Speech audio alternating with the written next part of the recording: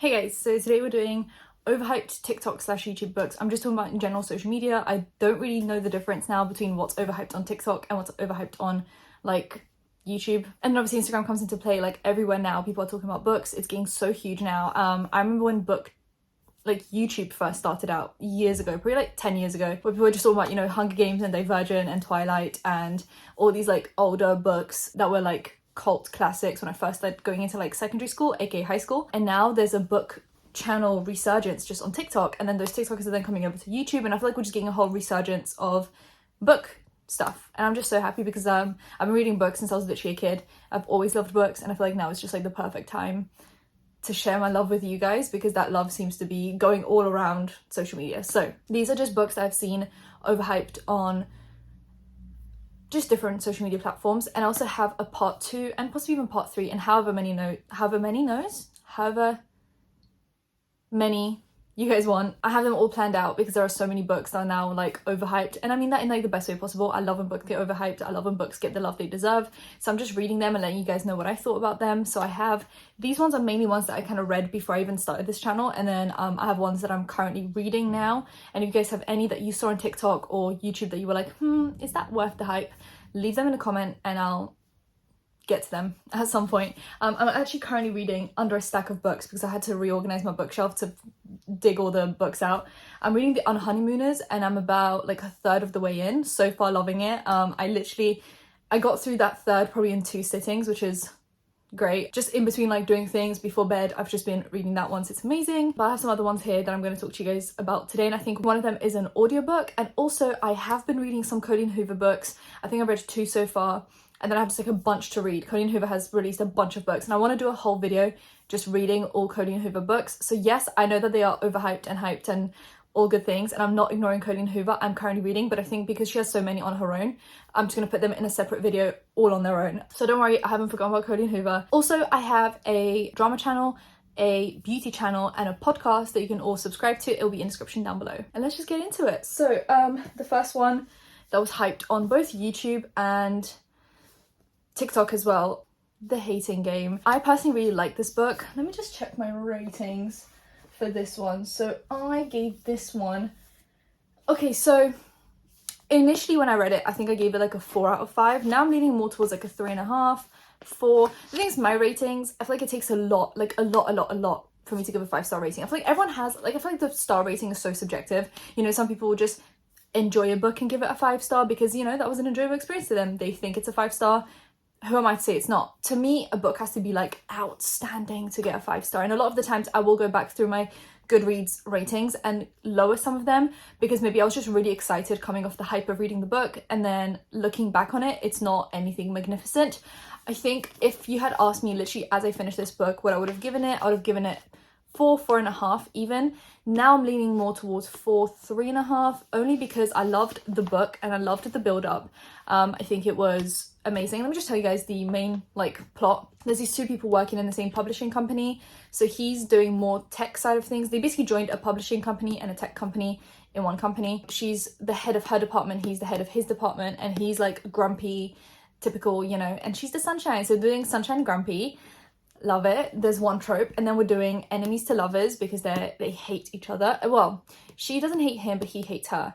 And because he hates her, she has to pretend that she hates him. That's kind of like the general vibe. So then she actually starts to hate him as well. And then, you know, because they have to work together, they're at the same desk together, they slowly start to fall in love, yada yada yada. Like, this isn't even, I'm not even spoiling anything yet. That's literally just the plot of the book. I'm gonna try and do this whole thing spoiler free, but that's not a spoiler. That's literally, it's a romance book. Of course, Hating Game, they're going from enemies to lovers. And yeah, I thoroughly enjoyed like the first bit of the book. I think like the first 80% was great. I loved it. I flew through it. But then the last 20% almost not even confused me. I just think it was a little bit rushed. And that's very difficult to say because I feel like I can't say it was rushed because they were slowly falling in love the whole book. So it's not rushed because they had the whole book to get to that end bit. But then I feel like when it did get to that end bit, it was just too much, like too many emotions, too much of like that sappy, you know, like I just feel like it didn't really match the characters and it didn't match the way they were throughout the book. I wish it was a little bit more like sarcastic, a little bit more like, you know, I just feel like even his character, he just took a weird turn, but I don't know. I just feel like the end of the book was the disappointing bit of the book. And it's like, yeah, I expected the end. Like I knew what was going to happen going into the book. Everyone knows what's going to happen. They're going from enemies to lovers. Like, you know what you're expecting, but I just wish they had done the end a little bit differently. But then again, like, I don't know what I would have changed. Like, I don't know how I would have changed it. I just feel like this book was like a 4.5 until the like 80% mark, and then after that it drops down to like a 3.5, which is still a very good book. To me, anything above a 3-star in my ratings is a good book. Just to make that very clear. Like, to me, 5-star is like outstanding. Only a select handful of books get that throughout the year. 4-star to me is just like a good book, good solid book, might even reread. 3-star is like, yeah, this was an enjoyable read, but like I'm probably not going to read it again. And then anything below 3 is like, This is a good book. Might not reread it, probably won't reread it. I love enemies to lovers. It's my favorite trope in romance. Personally, love the trope, love the characters, love the concept, love them having to be forced to work together, you know, the whole thing. I love it. I just think the ending was a bit weird to me. I don't know what the ending, I don't know what was weird. I feel like Joshua, that's Joshua and that's Lucy. I feel like Josh towards the end just turns into a typical rom-com character, when at the start he was this like angsty, like sarcastic, funny guy, and I feel like I would have liked for him to stay that way throughout the book. And I feel like towards the end they kind of just didn't really know what to do, so they were like, let's just make him a sappy rom-com guy. And I just personally feel like I would have liked for him to remain the way he was, but then like still, you know, express feelings, but like I would have wished for him to not change so drastically. I don't know, there was just something off about the ending of this book, and I can't really put my finger on it. Anyway, I really like this book though. 3.5, 4-star maybe, kind of that vibe. Do give it a read if you like enemies to lovers. I think you're going to enjoy this book. My personal thing is just like the ending, but I don't think it's a disappointing ending. I think I just would have liked for it to have a different tone, but I think if you're gonna read it, you're not gonna be disappointed. This has been a classic on YouTube and on TikTok, and I don't know why I didn't read it any sooner. This is exactly what I need. Punk 57 by Penelope Douglas. She also has written Birthday Girl, which is on my other list of like overhyped books, and I think it's on my list. Did I write it down? Yes, I did write it down. So there's Ryan and Misha, who are pen pals at the start of the book. They basically got put into this, like, you know how people from different schools will like be pen pals, but they actually continued past the project deadline and they just continued being pen pals into like their teenage years. And then suddenly out of nowhere he stops responding to her. She gets very upset. That's like the beginning of the book, but then we jump to kind of her high school experience, and then obviously things happen. In her high school experience, this new guy comes in and he automatically hates her, and she needs to figure out why. And then the book continues, and that's it. So it's once again enemies to lovers, which is my favorite trope. I feel like if you're gonna give me enemies to lovers, I'm just gonna automatically really like the book. It's automatically gonna be like a 3 out of 5 at least, unless you like really screw it up. I liked the characters, I liked the teen angst. I feel like I'm like on the cusp as a 22-year-old of being like too old to read this. I know there's got a lot of smut, it does. Oh, should I be telling people how much smuttiness is going on? Anyway, this one here is like a regular, nothing crazy. This is just like adults living adult romance life. This though, for some reason this one's set in high school, but it hits the fan so much quicker and so much harder. This one's smut level like 3, 4 out of 5. I don't know, I feel like once again, like this is such a subjective star rating because some people are more into smut than others. I don't know. Anyway, I feel like even though this has a lot of smut and it's more adult in themes, I feel like I'm like on the cusp of being too old to read this one, and that's really hurting my heart because I don't want to be too old to read these books. I don't want to feel like I'm like being cringy and like not aging gracefully because it's in high school and there's like a lot of like teen angst and like you know, I feel like I'm like on the cusp of being too old for this, but I still really enjoyed myself. This is, I said 4 out of 5. It had the perfect amount of smut, perfect amount of angst, kind of. It was sometimes a little bit too angsty. And then it was enemies to lovers, which is my favourite trope. I loved the characters. I think the whole vibe was wonderful. It was a little bit cringy at times, but like, what can you expect from a book set in high school? Like, high schoolers are a little bit cringy, and that's fine. I'm not judging them. It's a 4 out of 5. I actually enjoyed this one probably more than this one because I kind of like, this one was self-aware and it like did what it did and it did it well. This one was like, we're gonna do like the angsty like enemies to lovers, and then towards the end it just got a little bit weirdly sappy. Like this one, I don't know.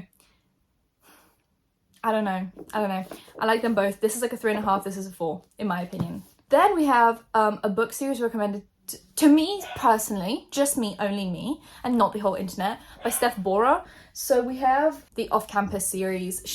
Steph Bora basically blew up on TikTok because of recommending this. And then I remember on one of the TikToks, Elle Kennedy, the author, said that Steph Bora would have been exactly what the character in the first one looked like.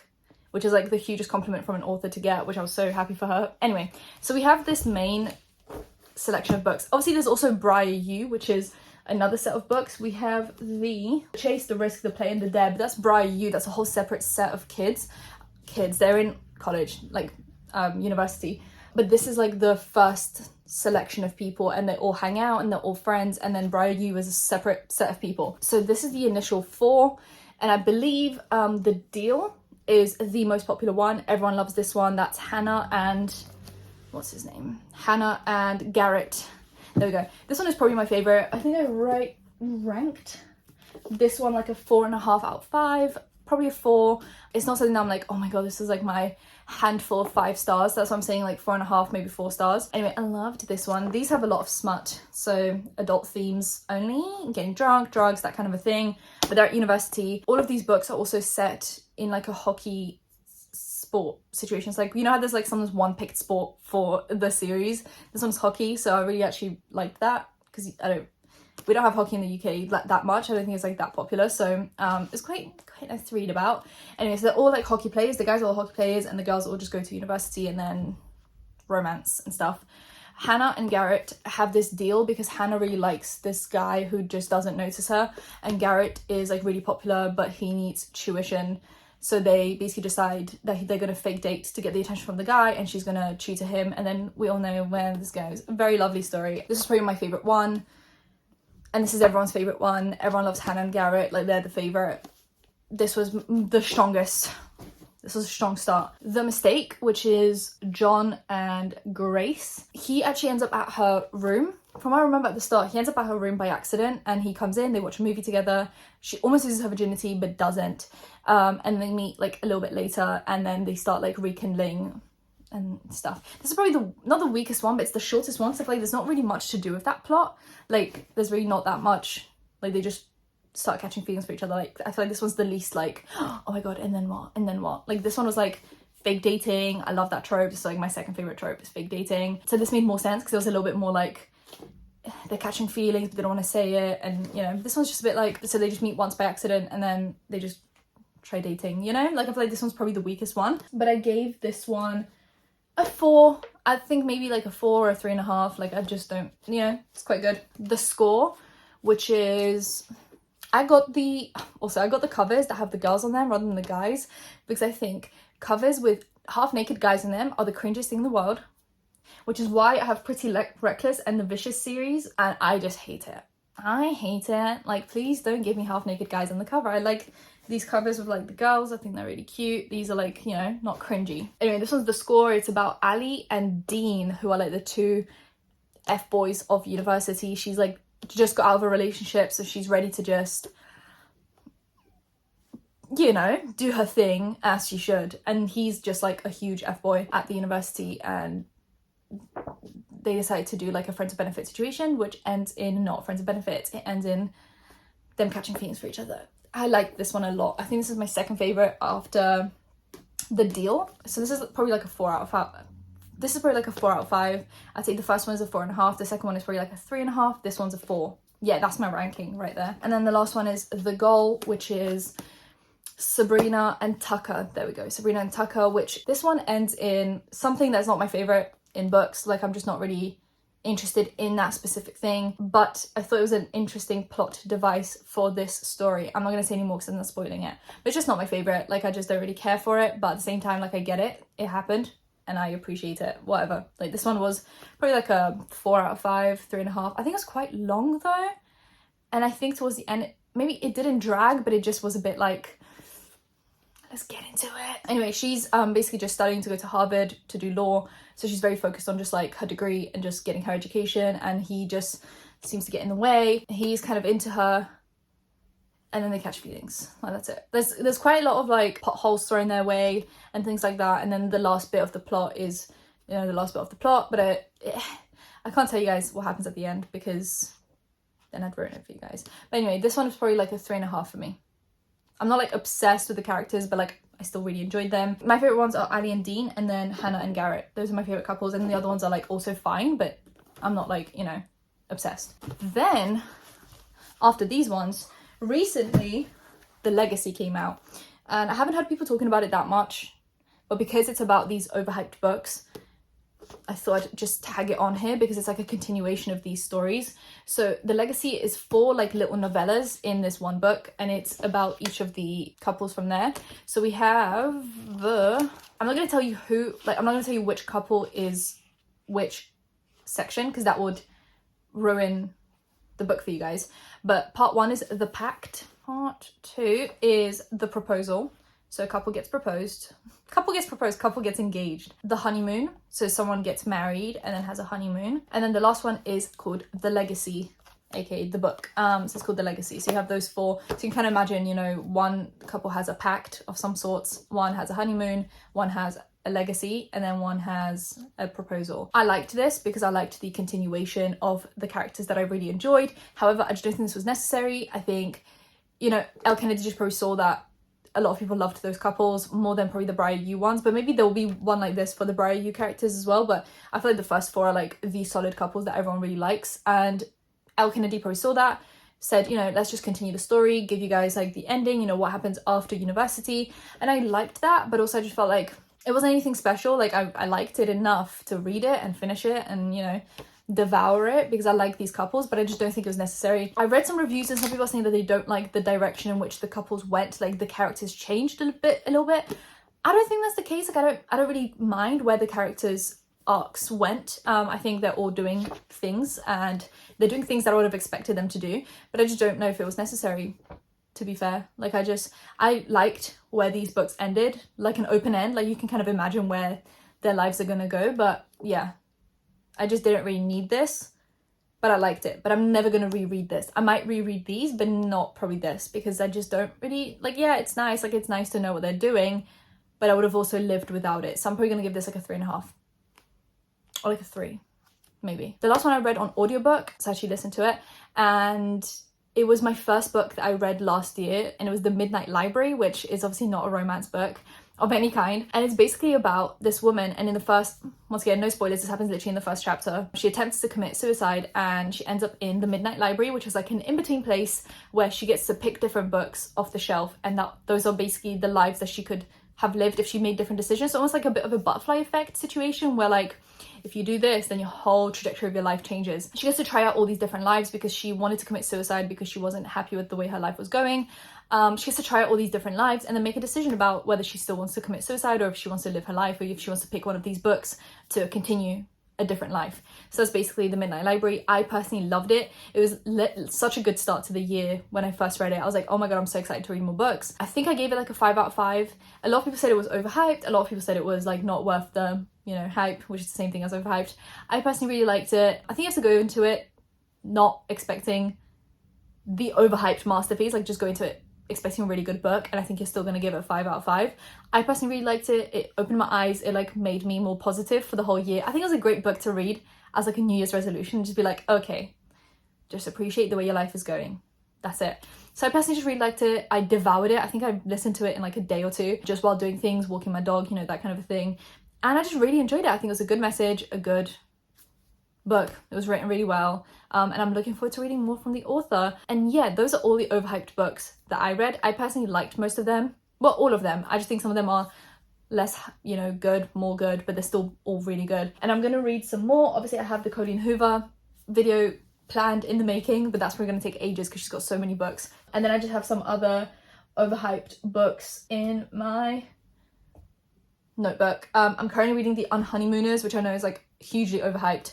I find that word is so negative. Heavily hyped. So I'm reading that right now. I'm obviously reading some Emily Henry books. I have some planned. Beach read, You and Me on Vacation, and then some other ones that I'm going to keep a secret. So if you have any hyped books that you want me to read, let me know. Subscribe to that bell, like, comment for engagement, and I'll see you in my next one. Bye guys.